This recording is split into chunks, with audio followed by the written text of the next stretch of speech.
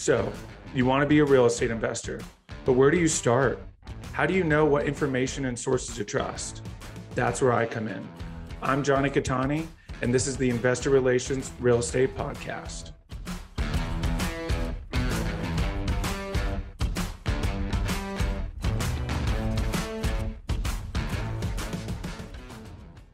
Hey guys, real quick, before we start, go to investwithcattani.com and download my free ebook, Is Commercial Real Estate Recession Proof? Now to today's show. What's up, guys, and welcome to another episode of the Investor Relations Real Estate Podcast. I'm your host, Jonny Cattani, and I am joined today by William Walker. 2015, he founded the first real estate investment company and acquired his first property. To date, he's exited 1,300 apartments units, averaging over 18% annual returns for investors. He's developed 12 single-family houses under construction on 144 apartment units, in final stages of design and financing 42 single-family houses, and maintains a 208-unit portfolio. William, welcome to the show. Thanks, Johnny. Appreciate you having me on. Absolutely. Very excited to have you. You're in the awesome city of Nashville, which has been on fire lately. But before we jump into all of that, take us back to the beginning. What were you doing before all this, and what led you to where you're at now? Yeah, I was working a corporate role in real estate, doing transaction consulting for large real estate investment trusts. One of the first clients I had was Mid-America. But before that, I had purchased small single-family rentals in Nashville and had gotten a taste for being a landlord and knew I wanted to develop passive income. But kind of just progressed through the business, but started with single family, got corporate real estate experience, joined a coaching and networking group while I was in corporate real estate, and kind of saw it on the institutional side and saw it on the boots on the ground side, as I say.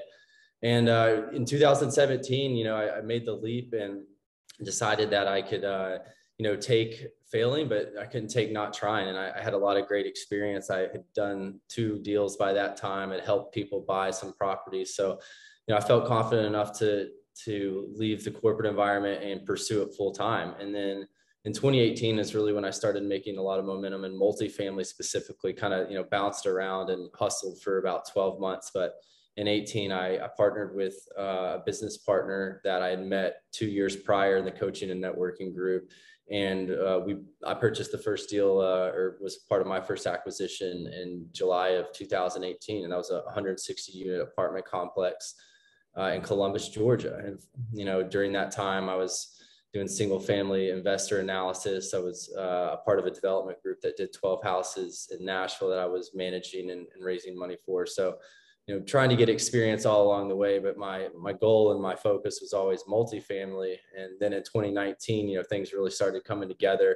All of that momentum and work that I'd been working on the past, 3 or 4 years before that, my business partner, 5, 6 years before that, the timing just lined up and we were able to purchase about 1,400 doors in 2019. And from there, it was, just kind of continuing what we had and structuring our business. And here we are today. We've exited a lot of those deals because the market, we were able to hit our numbers and our investor expectations based on the prices we were offered. And we're focusing more on new development and looking for more value add opportunities as well. Awesome. I love it. That's a very cool background. So you were kind of, right from the start involved in this. So what about being in the institution? What are some things that you learned on the institutional side that really helped you, grow on this side and go out on your own? A couple things, from an underwriting standpoint, the institutional side was very future driven and pro forma driven. I saw the assumption modeling and ultimately how a lot of these large institutional companies were underwriting their deals. I saw their syndication structures and how those were structured. So, it gave me a really good idea for how these large companies are putting deals together. But, in reality, it wasn't that much different from, the smaller deals that I was exposed to as well. Certainly larger purchase prices, larger investor groups, but, similar fundamentals. So, I would say that the institutional side was more pro forma and analysis driven, and then boots on the ground, I guess, was more, CapEx and operations driven, and like actually putting into practice all of this data and analysis that we had at that level and like, okay, what's this actually going to cost us to run on the ground 12 months of the year? You know, what are our payroll numbers? What are the taxes for this local market? And really getting like granular on the operations of these assets. That's awesome. Yeah, I'm always so curious how things operate over there, right? Because obviously a lot more access to capital and things are just bigger, right? Just more zeros, but ultimately, you know, the same philosophies, more or less as a lot of operators have. Certainly, I think on the institution side, a little bit longer time horizon typically as well. Would you say? Absolutely. Yeah. The financing is a big difference as well. And kind of the needs of these companies that are, you know, raising money and putting in money on the institutional side versus more of an entrepreneurial investor. And I think the return expectation, the term of the investment is different. And that is a major difference. Interesting. Awesome. Appreciate that insight. So you're in, like I said, in Nashville, which is a super hot market. Kind of talk about some of the changes you've seen and even some of these tertiary markets. You know, I think, gosh, like I said, I've got a good friend who lives there, and he was talking about Chattanooga. And actually my brother, he's a half brother, grew up in Chattanooga, and I didn't think anybody even knew where that was. And now people are talking about it as an investment market. So kind of talk about what you've seen in that growth and the expansion. I have an uncle I'm really close with, my mom's brother, and he used to live in Atlanta and kind of make fun of my mom back in the day for living in, you know, a cow pasture town. I think he called it, being Franklin. And, you know, now Franklin and Nashville are a very desirable, hot area, but it just goes to show you, I think a lot of locals didn't even anticipate the growth that was happening in Nashville. And of course, Chattanooga going down 24 East, out towards 75 and onto Atlanta is, benefiting from the growth. Murfreesboro, I mean, you pretty much draw a radius or, you know, a 2-hour diameter from Nashville, and it's hard to pick a bad area as long as there's major infrastructure, right? But ultimately, yeah, it's been a blessing, and, you know, the growth here has been unbelievable in a lot of ways. But when you start looking at, you know, the fundamentals of the market and being a no income tax state, low cost of living, you know, relatively cheap real estate compared to West Coast, Northeast, the density is not near as bad. School system, you know, you start looking at all these things and you see why these major companies are moving into the Southeast. And that's really what's driving the growth is job growth, and something that we follow. So, you know, Nashville's got a lot of big headlines that's been announced recently, like Oracle HQ2 is moving here. You know, Amazon's got their HQ2 that's moving here. And so on and so forth, you know, bringing lots of, you know, really high paying, white collar, if you will, jobs to town. And, you know, it has a tremendous impact on the market. And that's been going on since Nissan North America moved here in, I think it was 2006-ish. That really was a big catalyst at that time. But I think, yeah, the growth here has been consistent and seems to be escalating since I can remember. And ultimately, I think we're seeing a once in a generational migration from the West Coast and Northeast into the Southeast. I think people have decided these Southeasterners aren't so bad down here, but we'll see how it goes the rest, you know, the next 3 to 5 years. Yeah, absolutely. A lot of really great points there. Certainly the job growth and the economic fundamentals are strong, right? I think you look at places, you know, like Vegas, it's blowing up, but not for the same reasons. And, you know, so it can fall a lot faster. Whereas you see cities like Phoenix and Nashville really getting behind it and developing the infrastructure to hold on to it. So it's not just, you know, a kind of a one-off thing. So along those lines, are you seeing, you know, the city obviously getting on board, but you're seeing like some rezoning? I know there's a lot of land there. You're in the development game. So are you seeing the city being on board with a lot of like rezoning and, you know, kind of reducing some of the red tape to keep up with the demand? Yeah, that's a great question. I'll kind of tell you about my experience, you know, when I first started developing some of those deals and what we're working on now. But, you know, I guess the short answer is it depends. And there's 12 municipalities, if you will, and councilmen that govern the zoning requirements of each of their districts. So there's some districts that are more pro-development and some districts that are less. So, you know, obviously we look for districts and councilmen that are pro-development. And when I first got started in development in 2017, we were building in a neighborhood called Buena Vista, and we were tearing down houses that were built in the 1920s, 1930s, maybe 1,100 square feet. And we were able to build 2 new houses on one lot. So, doubled the density of that lot. And that was a really good, development deal. And we did a number of those deals before kind of progressing on. But that's one example of, kind of density, the municipality or councilman incentivizing developers to develop by allowing that higher density. And then, in Bordeaux, which is a little bit north of Buena Vista, we're doing pretty much the same or similar strategy. It's called an HPR in Nashville, but we're doing 42 houses in a subdivision that normally would have maybe a 1/4 acre lot or a 1/2 acre lot.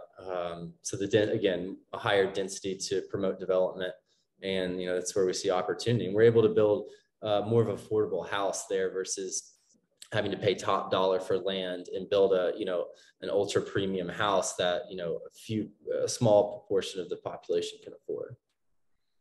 Awesome. I love that. That is certainly an underserved demographic is, that kind of workforce housing, affordable housing sector. Because as you mentioned, a lot of white collar moving into the city, which of course is driving those prices up and kind of pushing, the middle class out.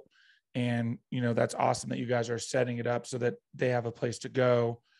So along those lines, you've got a few development projects. So talk about some of the things you're working on now and in the development space and the growth.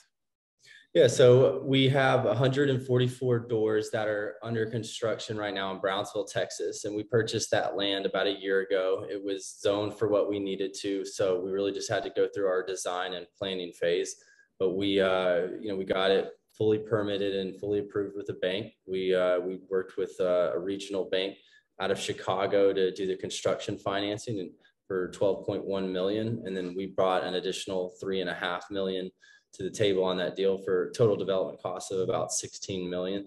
And we'll work through that over the next 7 to 8 months. And our takeout for that is a 224F program. I believe I'm getting that the acronym correct, but it's ultimately a HUD takeout loan. And it's going to allow us to not only take out our first construction loan, but to build phase 2, which is an additional 144 units. And then that'll convert into a permanent product. So we really like there's a lot of red tape to jump through with HUD and they're very particular on their financing, but if you can get through that and work through that, it takes a lot of risk off the table once you get approved for the loan, because we don't have to go, refinance 5 years down the road. We've got a 35, 40 year fully amortizing product on 244 units, which we feel really good about. Wow. That's incredible.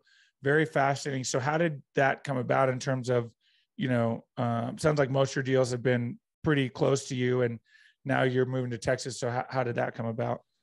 Yeah, I cut my teeth in the value add space for sure. And south of, Atlanta, South Atlanta, Columbus, Evansville, Indiana.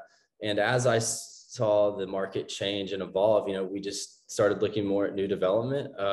Not that we'd go away from value add, but I just saw opportunity there. And in 2017, my business partner and I were at an IMN conference in Orlando, and we met our JV partner that we work with now. He was 20-year builder developer in South Texas, went to Annapolis Naval Academy, great guy. And, we started building a relationship with him. And at the time he was, looking for a partner on a deal that he was building in this market. And we didn't get involved with him on that deal, but we saw him go forward with that deal and build that deal and stabilize that deal. And, we kind of had wished we had gotten involved in that deal, but ultimately, we got involved on the next 2 with him, and we've had a great relationship. But ultimately it was the relationship that took us to that market, because it wasn't something on my radar and wouldn't be there without that strategic relationship. Awesome. I love that. Yeah, that speaks volumes to how important good partners and those relationships are, and why this is such a relationship driven business. So you mentioned he's been doing this for 20 years. Does he have his own construction company, vertically integrated for all of that? Yeah, that's right. So he's been building and developing in that market and needed basically a JV equity partner. And from our standpoint, we're trying to get more into development, we've renovated over 3,000 apartment units and, have probably done projects that were more difficult than new development, but we didn't have that experience. So when we were, looking for a partner to get involved, we wanted to bring, something to the table, or complementary strengths, I guess you would say. So he was more of the expert builder, developer, and allowed us to learn that process. And we were more of the JV equity and back office financing. So we work a lot with the lenders and helping to move that forward, and the billing on the construction side. But ultimately, we work as a team to get it done. Awesome. That's so great to see. And again, why, being able to have partners who have different superpowers, so to speak, so that you could all work, kind of symbiotically. So talk about, I guess, from an investor level, then, you mentioned you were more in the value add game, had done some development projects, but what was it like getting investors on board with such a large development project? I think that we had built trust with our investor base over the years, and a lot of the investors that we work with are repeat investors, or the majority of them. I would say we have a few new investors on every deal, but a lot of repeat investors that we had built confidence with over, the last, I'd say 10 exits. So, they were, this wasn't a first time ask or, a cold approach with an investor we hadn't worked with before, pitching a new kind of asset class that we hadn't done in the past. These were people that we had been working with for 5, 6, 7 years, and ultimately had built a lot of trust with them. And, kind of like we've done with our past deals, we walked them, through the risk, and ultimately the opportunity that we saw, and, they had confidence in us and confidence in the deal, and could see a fundamentally, a successful plan that we were putting together. That's awesome. Yeah, that makes total sense. Once you have that trust, they'll kind of follow you wherever you go. So what's the plan in terms of, eventually getting cash flow and all of that to the investors on this deal? Yeah, so we got to get to the rents, and we have individual partial COs. So we're already framing on over 3 buildings now. So I expect to have the leasing office in the first 2 buildings ready for lease up by about October of this year. And we'll progressively bring those buildings online and start that lease up process. But I expect to be fully built in 12 to 14 months, fully leased up in 16 to 18 months. And then really where we start hitting our stride is in year 2, when some of those first leases start to renew. That's when we really get to that stabilized premium rent that we would find in the market. And that's when we're going to be at our best operational state, I guess, or stabilized operational state, and we'll be meeting investor expectations. Awesome. That's so cool. So this is a build to rent community then? Yeah, that's right. We'll keep this property long-term, or, we might look at selling it. Our intention is to keep it now and pay cash flow to our investors and to the general partnership, and, ultimately hang on to it. So kind of explain the idea behind this, because this is something, I know it's been around for a while, but something that's really starting to take off, because again, it allows that affordable housing for that demographic. But kind of talk about the idea behind this type of asset and projects. Yeah, there's all different types of development projects, and we're not doing a rent subsidized product, so there's no tax credits or anything involved from that standpoint. But my goal is to appeal to a middle class renter and the majority of the population versus a Class A downtown high rise product, or wrap style product in Nashville or Atlanta, or you pick the city that you're paying $3.50, $4 per square foot in rent.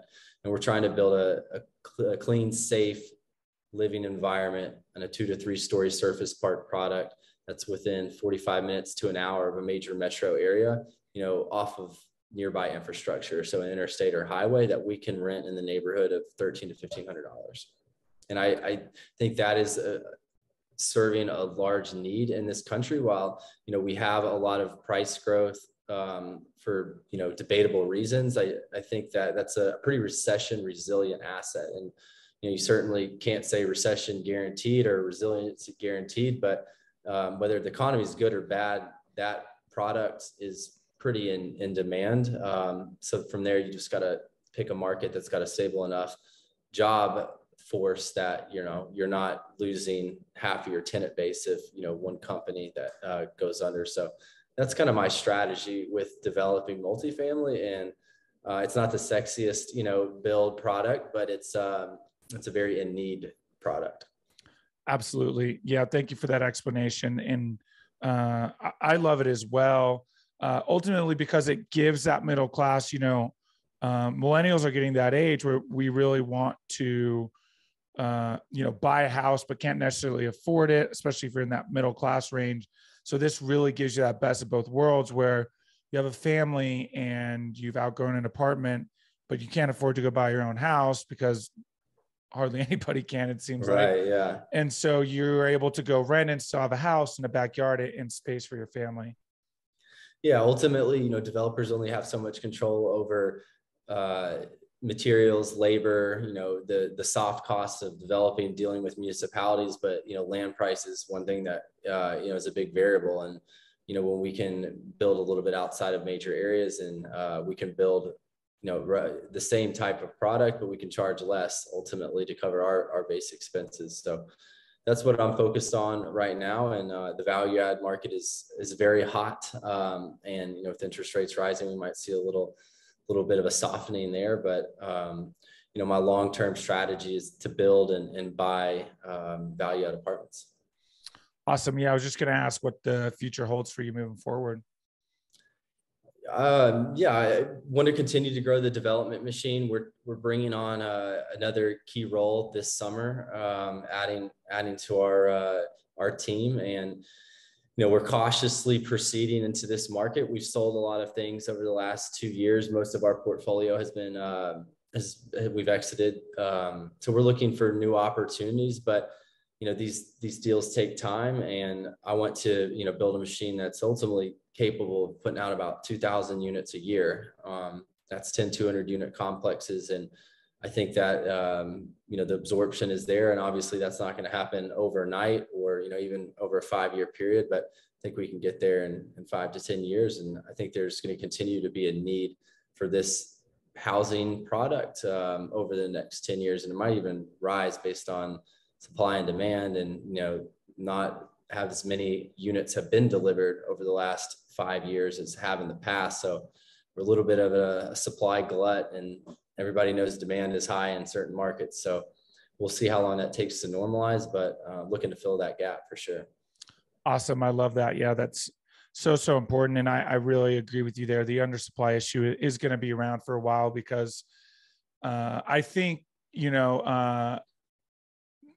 the market is just getting, well, not just getting, but it's been a slow process to kind of recover from 2008 and people feeling comfortable again to do development. Because those are the ones who got crushed so hard in 2008. Yeah, I think in 2010 to 2012 or 13, the number of permits pulled drastically dropped off, over that 4 to 5 year period. So, some of the price inflation, part of it's inflationary, part of it's demand driven. But part of it's not building as much as we've built in the past. In some markets, it's not needed, but there's a lot of markets that are underserved in supply, and demand's through the roof, like Nashville.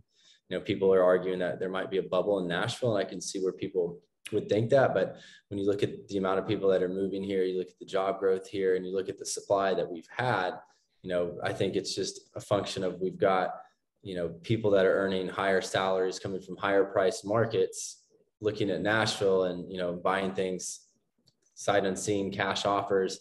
And until that stops, until that normalizes and that migration normalizes, I don't see a slowdown in pricing, but that's my opinion on the matter. We'll see who's right.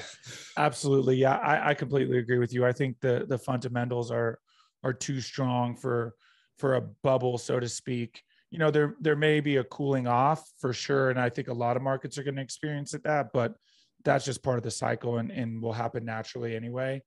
So are you guys warehousing supplies and stuff to kind of combat the supply chain issues?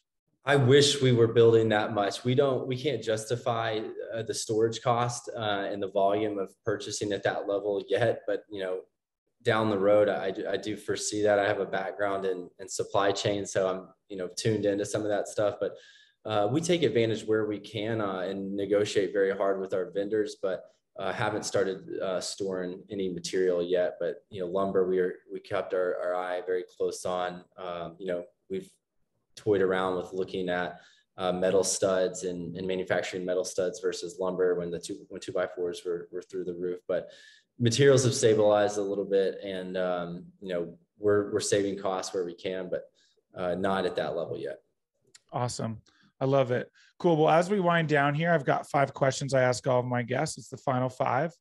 First question, best advice you've gotten from a mentor?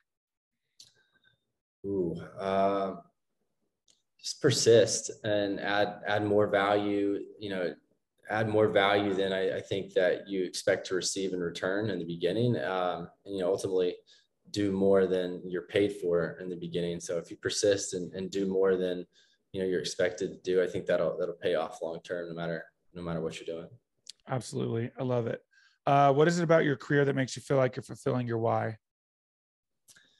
Controlling my time and having the ability to give to the communities and the organizations that I want to make an impact in. And certainly that can always be more, but I do have much more flexibility with my time and that time to pursue the things that are really meaningful to me. But I get fulfilled by the process. I'm a deal guy. I like to hunt deals. I like to be challenged, and every day is a little bit different. And there's ups and downs, but you're fighting to get this puzzle put together and all the pieces in place, and there's a time limit on it. So it's exciting for me to do that, and it's rewarding when you get to work with great people that are ahead of me, and I learn from, and I've got a lot of mentors in this business that have helped me get to where I am.